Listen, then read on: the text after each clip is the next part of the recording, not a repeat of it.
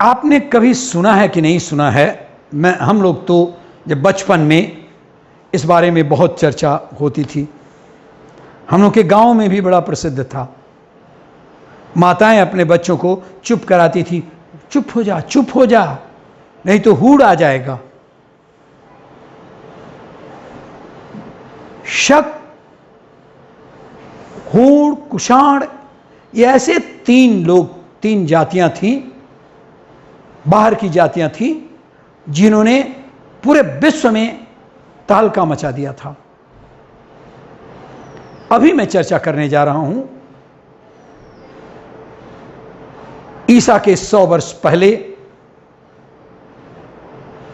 हूड़ जाति पर,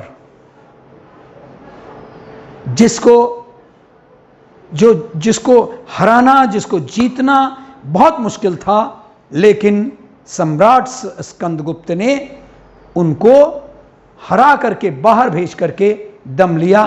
तो आज चर्चा करूंगा हूड़ जेता सम्राट स्कंदगुप्त की।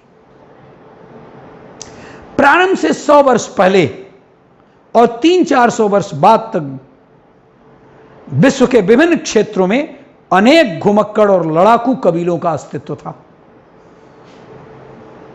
इन्हीं लड़ाकू कबीलों में शक थे, कुषाण थे और हूण थे। हूणों ने दक्षिण पूर्वी यूरोप और उत्तर पश्चिमी एशिया में अपना साम्राज्य स्थापित कर लिया था। जिस रोम के बारे में आप जानते हैं कि वहां का शासक था सिकंदर और विश्व विजय का सपना देखा था, उस रोम के साम्राज्य को तहस नहस करके राख में बदल देने वाले हूणों का बहुत बड़ा हाथ था। ऐसे थे हूण जातियां, कबीले हूण। मध्य एशिया से चींटियों की तरह असंख्य दल बांध करके जंगली और बर्बर हूण चीन से फ्रांस और यूनान तक समस्त भूभाग में फैल गए थे। ये लुटेरे थे समझो, और अपना राज्य स्थापित कर लेते थे। चीन से रूस तक तथा रोमन साम्राज्य तक इनकी लपलपाती हुई तलवारों ने अनगिनत मनुष्यों को चाट लिया था। कैसे थे हूणों के कंधे बड़े बड़े, नाक बैठी हुई, माथे का हिस्सा छोटा और उनकी आंखें काली काली, और उनके उठे सिरों में ही ऐसे लगता था कि उनकी आंखें उसी में घुस गई हैं। क्रोध के समय पुतलियां इधर से उधर डोलने लगती थी और नाचने लगती थी। होठों के दोनों किनारे से पतली मूछें निकलती थी और मृत्यु को गेंद की तरह ठुकराते हुए ये बलशाली, वेग से संपन्न घोड़ों पर, जो बहुत अच्छे मतलब घोड़े रहते थे, उन पर सवार होकर समस्त जन, धन, नगर और देशों को रौंदते हुए ऐसे चलते थे जैसे कि खेतों को नष्ट करके और असंख्य टिड्डी दलों का झुंड चलता था। इन हूणों के अत्याचार से यूरोप पूरा कांप उठा। इनकी लगातार टक्कर और ठोकर से यूनान, मिस्र और रोम धरती के धूल में मिल गए। हूण मूलतः मध्य एशिया के एक जंगली और बर्बर जाति थे। जनसंख्या बढ़ जाने के कारण और कुछ अन्य कारणों से इनको मध्य एशिया छोड़कर भागना पड़ा। 2 भागों में ये लोग बट गए। इनका एक दल वोल्गा नदी की ओर और दूसरा ऑक्सस की घाटी की ओर बढ़ा। जो दल ऑक्सस की घाटी की ओर आया था वो धीरे धीरे फारस में घुस गया और वहां से वे लोग अफगानिस्तान चले गए और उन्होंने कांधार पर कब्जा भी कर लिया। इसके बाद उन्होंने भारत के उत्तर पश्चिम में स्थित राज्यों को अब आ गए, घुस गए भारत में। भारत के उत्तर पश्चिम स्थित राज्यों को नष्ट करना शुरू कर दिया और उसके बाद इन लोगों ने भारत में पूरा अंदर तक प्रवेश किया और थोड़े ही समय में इन लोगों ने भारत के उत्तर पश्चिम पर भी अपना अधिकार करते जा रहे थे। हूणों की बर्बरता ने भारत के सांस्कृतिक जीवन को बहुत ही ठेस पहुंचाया। विद्वानों और कलाकारों का वध करके, साहित्यिक सांस्कृतिक पुस्तकों को जला करके, बिहारों और इमारतों को नष्ट करके इन्होंने भारत की संस्कृति को बहुत क्षति पहुंचाई। आपको बता रहा था, हम लोग सोचते थे औडिहार में एक चर्चा है कि औडिहार गाजीपुर से ही कुछ किलोमीटर की दूरी पर है, वहां पर हुर्रही माता का मंदिर है। करीब समझिए कि एक प्रकार से मैंने काफ़ी इतना समझिए कि अगर करीब 25,000 स्क्वायर फीट में ये विशाल जो परिसर है, आज भी है वो मंदिर। साफ है कि यह स्थान सैकड़ों साल पुराना होगा। सवाल है कि क्या स्थान का कोई संबंध हूणों और स्कंदगुप्त की टक्कर से हो सकता है। पूर्वांचल के लोकमन में आज भी लोगों में आज भी हूणों का खौफ मतलब बच्चों को दिलाते हैं वो, और वो बोलते हैं, ये किंवदंतियां हैं, वहां माताएं आज भी बच्चों को सुलाते वक्त कहती हैं, चुप हो जा बचवा, चुप हो जा, सुत जा, नहीं तो हुड़ार आ जाई, अर्थात बेटा सो जा नहीं तो हुड़ आ जाएगा। इस हुर्रही मंदिर के बारे में और लोक किंवदंतियों पर अगर गौर करें तो इतिहास के अनेक रहस्यों से पर्दा उठ सकता है। स्थानीय लोग बताते हैं कि मंदिर परिसर में पीपल के पेड़ के नीचे जो पिंडी रखी है, पिंडी मतलब ऐसे मिट्टी का, वो पिंडी रखी है, वो असल में हूणों का अंत करने वाली हुर्रही चौरामाई का स्थान है। और तब आता है एक महान वीर सम्राट स्कंदगुप्त। स्कंदगुप्त ने हूणों के विरुद्ध जो सैन्य व्यूह की रचना की, उसमें यह स्थान कहीं न कहीं केंद्र में अवश्य रहा होगा, क्योंकि आज भी इस स्थान के प्रति लोकमन में, लोगों में असीम श्रद्धा का भाव भरा हुआ है। हो सकता है कि यहीं पर हर युद्ध के पहले रण क्षेत्र में परंपरा रूप में भवानी भगवती की प्रतिमा स्थापना का कार्य स्कंदगुप्त ने पूरा किया। हूणों का वध करने के लिए प्रेरक भवानी भगवती महिषासुर मर्दिनी देवी दुर्गा की प्रतिमा की स्थापना के लिए बिना तब भारत में युद्ध जीतने की कल्पना नहीं थी। मतलब हूणों से अगर जीतना था तो पहले मंदिर बनवाया गया और उनका आशीर्वाद देवी का लिया गया। कल्पना यह है, लोग जो बताते हैं, प्रचलित कहानी है कि एक गणेरिये की मासूम बच्ची को रात के अंधेरे में हुड़ार उठा ले गए और फाड़कर उसे खा गए। उसकी क्षत विक्षिप्त लाश के अवशेष जब देखे गए तब स्थानीय लोगों ने माता से हुड़ारों के विनाश के लिए यहीं पर प्रार्थना की थी, वहीं गाजीपुर के पास वाले मंदिर में। माता ने उनकी सुनी और हुड़ारों के विनाश के लिए सिंह पर सवार होकर अपनी तलवारों से सदा के लिए हुड़ारों का खात्मा करना तय कर लिया। कहते हैं लोक कथाओं में कि माता जिस सिंह पर सवार होकर हूणों का वध करने लगी थी, वह सिंह और कोई नहीं, वो माता का रूपांतर था। वही सम्राट स्कंदगुप्त था जिसका नाम कालांतर में इतिहास ने भुला दिया, जिसके खौफ से उसने भारत को बचाया। हूणों के खौफ से आज बहुत कम लोग जानते हैं स्कंदगुप्त के बारे में। विश्व को कपा देने वाले प्रलंकारी हूणों से समर में लोहा लेने वाले जब स्कंदगुप्त अपने सैन्य बल के साथ दो हाथ करने उतरा तो जैसे बाजी ही पलट गई। स्कंदगुप्त के रण कौशल, बाहुबल और पराक्रम को देखकर हूणों की सेनाएं थर्रा उठी। उनकी अद्वितीय वीरता को देखकर जनमन के भीतर पसरा हुआ डर समाप्त होने लगा और ऐसे महान सेनानी स्कंदगुप्त को भारत का महान रक्षक या महात्राता नहीं कहें तो फिर कौन है इतिहास में जिसे भारत रक्षा केसरी की उपाधि से नवाजा जाए।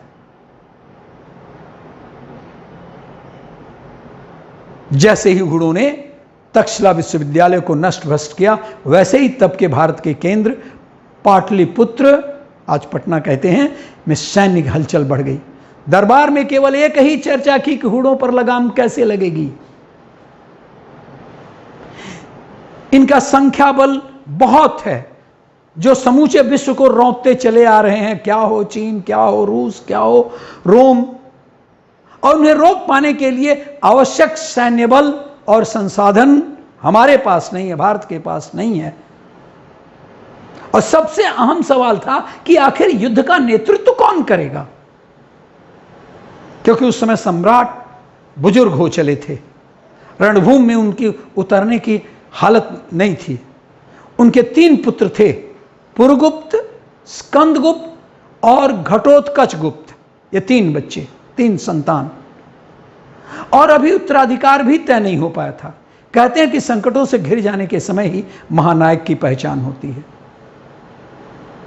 स्कंदगुप्त ने स्वयं ही आगे बढ़कर हुड़ों के विरुद्ध सैन्य बल का नेतृत्व करने का प्रस्ताव दिया, और इस प्रकार राष्ट्र रक्षा के महायज्ञ में उनके दोनों बच्चे हिम्मत नहीं कर सकते थे। इस रक्षा के महायज्ञ में उन्होंने अपने जीवन की आहुति देने का बड़ा फैसला करके अपनी कर्तव्य परायणता और सम्राट का वास्तविक उत्तराधिकारी होने की योग्यता सिद्ध कर दी।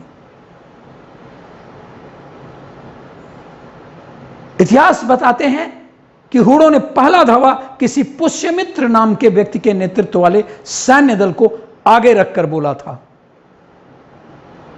इसमें वह रहस्य भी जाहिर होता है कि हुड़ों ने गुप्त साम्राज्य के केंद्र को कब्जे में लेने के लिए पहले देशी शक्तियों के साथ आने का लालच दिया था, जिसमें से यह पुष्यमित्र नामक गद्दार हुड़ों से जाकर के मिल गया था। पुष्यमित्र का नाम आऊंगा, लेकिन वो पुष्यमित्र शुंग है। और इस तथ्य की ओर प्रोफेसर आर.सी. मजूमदार ने संकेत किया है कि पुष्यमित्र के जत्थे हुड़ों से संबंधित ही थे, क्योंकि स्कंदगुप्त की हुड़ों से अंतिम टक्कर के बाद इनका भारतीय इतिहास में कहीं अता पता नहीं मिलता है।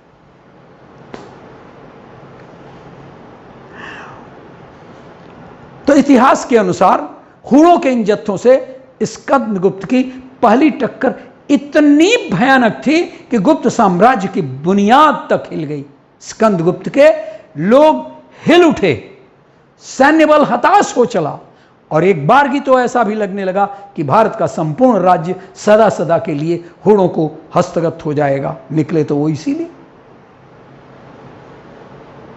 गुप्तचरों ने जब हुड़ों के सम्मुख स्कंदगुप्त के सैन्य बल के पीछे हटने का समाचार बताया, और यह भी बताया कि वो सम्राट स्कंदगुप्त अस्वस्थ हो गए हैं, तो पराजय की आहट में बिखरते साम्राज्य के स्वरूप की कल्पना कर सब लोगों का हृदय टूट गया।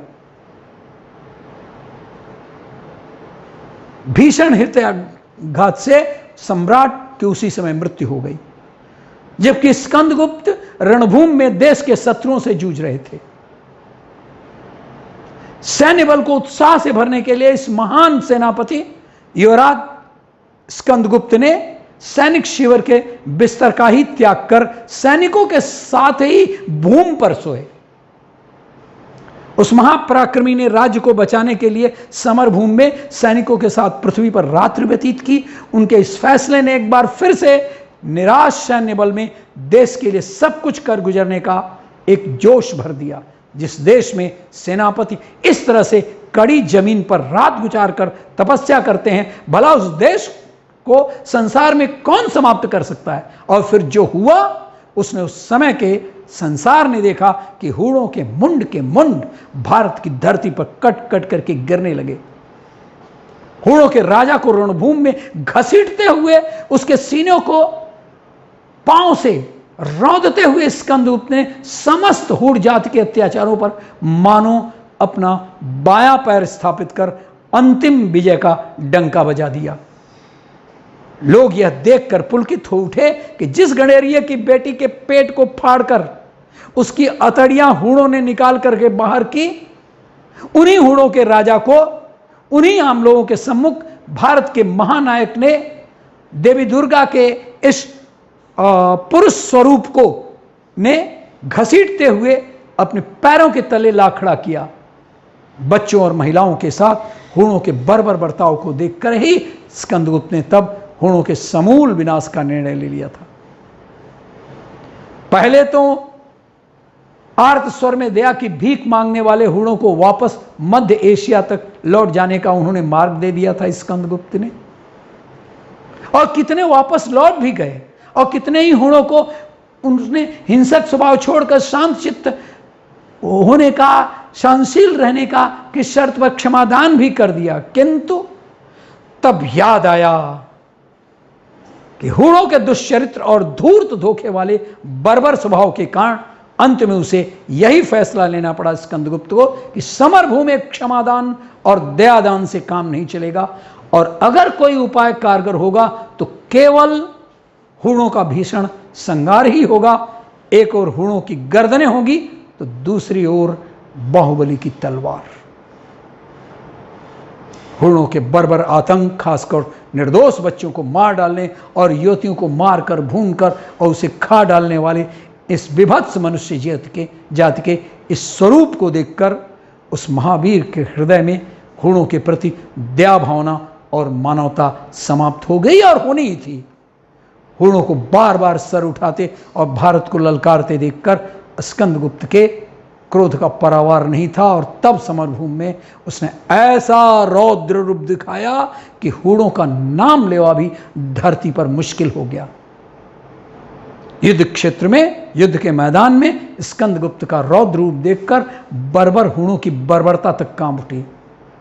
इतिहास बताता है कि जब चीन के सम्राट ने राजदूत के द्वारा पाटलिपुत्र में संदेश भेजकर हूणों के विरुद्ध इस महान पराक्रमी वीर स्कंदगुप्त को असंख्य शुभकामनाएं भेजी थी, चीन जैसे देश के लिए इस बात से बढ़कर क्या खुशी हो सकती थी कि जिन हूणों की बाढ़ में यूनान, रोम, मिस्र, चाइना सबकी सभ्यताएं समाप्त करने को था, वहां वह भी चीन के विराट दीवाल को बांध लेने के बावजूद उनकी बर्बरता पर कोई लगाम नहीं लगा पाया था। नाकाम था वो चीन। उन्हें भारत के किसी वीर स्कंदगुप्त विक्रमादित्य ने धरती से समूल उखाड़ डालने का संकल्प पूरा कराया। महापराक्रमी स्कंदगुप्त विक्रमादित्य यहीं पर नहीं रुके। हूणों के राजा के मारे जाने के बाद उसकी शेष शक्ति के उन्मूलन के लिए, समाप्ति के लिए व्यापक अभियान उन्होंने हाथ में लिया। कई कई रातें घोड़े पर सवार होकर अपने सैन्य बलों के साथ उन्होंने हूणों की भागती सेना को खदेड़ते हुए बिताया। पेशावर तक उनका पीछा किया तो हूणों के भागते और रास्ता भटके हुए सैनिकों का सफाया गुजरात तक में हुआ। वापस लौटते समय अपनी आंखों से उन्होंने देखा तो उसकी जय जयकार से आसमान गूंज उठा। उन्हें देख देख कर झूम झूम कर असंख्य पुष्पमालाओं से उनके गले में डाल दिया गया, और उस महापराक्रमी ने हूण नामक विषैले सर्पों के आतंक और अहंकार रूपी फन को सदा के लिए कुचल दिया। इस विजय की याद में उन्होंने विष्णु स्तंभ बनाया। भारत से हार कर हूण बहुत निराश हुए, और जब तक स्कंदगुप्त जीवित रहे हूण भारत में फिर से सोचने की कल्पना भी नहीं कर सके।